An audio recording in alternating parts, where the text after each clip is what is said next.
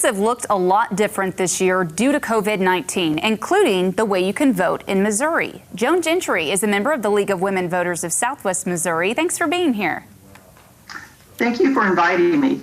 Now, the new absentee voting and mail-in ballot rules, well, they can just be a bit confusing. So let's go ahead and start with who can request an absentee ballot this year.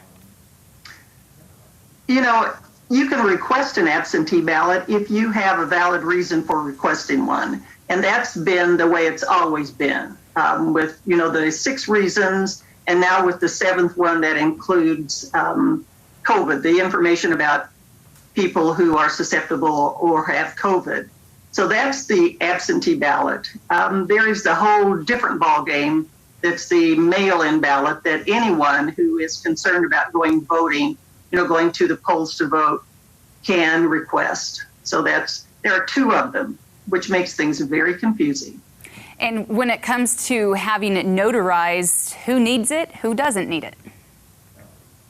Okay, so the only people who do not need to have their ballot, their ballot envelope notarized are those folks who vote absentee, and they use the reason of, incapacitated due to illness or disability.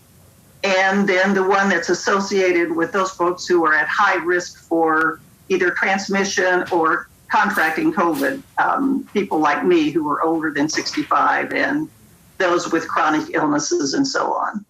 Those are the only 2 kinds of absentee balloting that you can do that will not require a notary. Everything else requires a notary. Now, you have to pay to get it notarized in most cases. What is the League of Women Voters doing to help voters get their ballot notarized?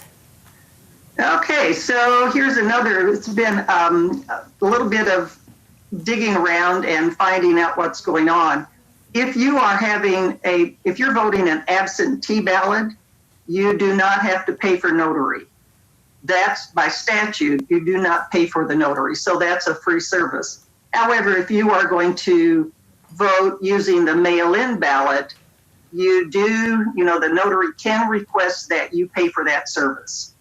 And so that's been a rather confusing bit of information. The League of Women Voters, we're asking that those who need a notary to contact us through our website or through Facebook, and then the notaries that we have will in turn make the phone call and set up, the meeting for the notarizing to take place. Now, the League has also held several registration events. How has the turnout been? The turnout has been kind of amazing, I think, considering the conditions. So we've done registrations at the library, in the library system in Greene County. We were at the Black Lives Matter and at Juneteenth, and we've been at 2 farmers markets. And so, it has been amazing considering all the health issues that we're having as the result of COVID. Now, we should also mention that the deadline has already passed for the August 4th election to request that mail-in ballot, but you can take advantage of this in November too, and it is only for this year. Yes, very specifically, the legislature and the legislators specified 2020 only on these 2 conditions, whether it's the number 7 on the absentee ballot or whether it's the vote by mail ballot, that mail-in ballot. And what does the League have planned for the upcoming months as we approach November? For the upcoming months, we've already scheduled quite a few. I think of the last time I counted, we had at least 11 voter registration events already scheduled. We will be doing a forum dealing with Amendment 3 and just providing what we do as far as we can with our voter education processes. It's been difficult because it's very hard to have meetings. Well, we're not doing meetings inside. So all of our voter registration events have been outside in the air with masks and so on.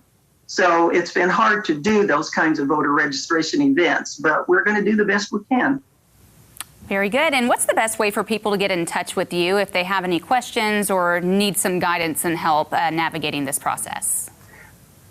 The best way is to simply go to our website and look at the contact us information. Once that message has been sent, we have volunteers who are monitoring, the email that comes in and so on. And if it has to do with voter services, I usually will get that email within 24 hours, and then I can make contact.